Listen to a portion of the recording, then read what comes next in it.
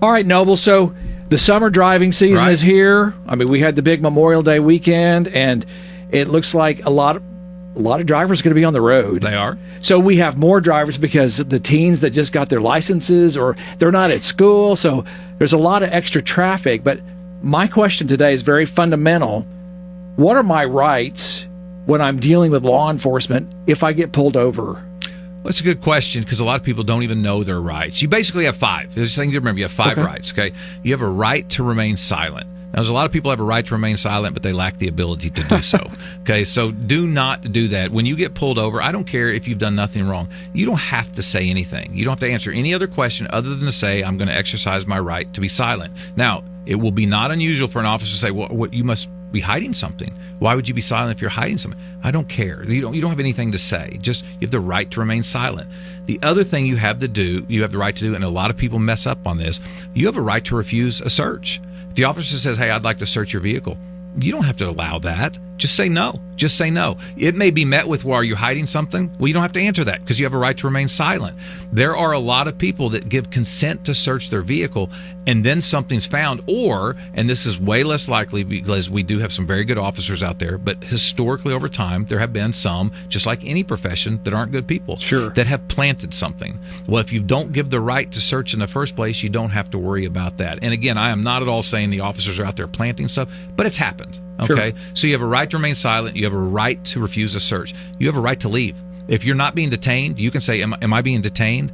If they're not detaining you, and they have to have a protocol to detain you, if they say no, then just leave. You don't have to stay. A lot of times people stay because they think they can't leave until the officer says that you can leave. Just say, am I free to go?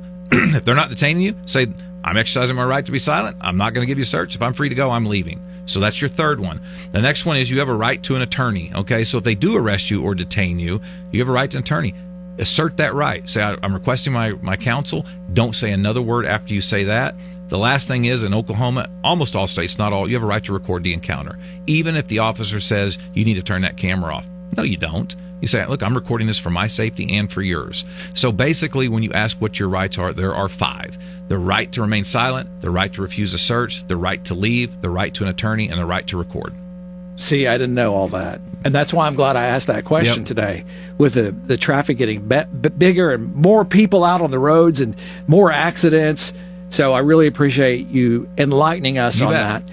Now, off the subject a little bit, what if you have a weapon?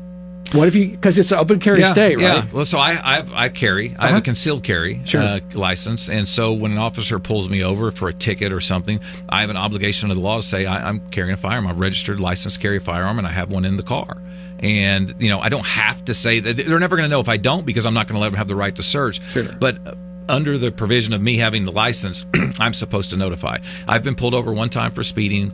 When that came up, he came up to the card. I showed him my driver's license, and I showed him my permit to have a concealed carry permit.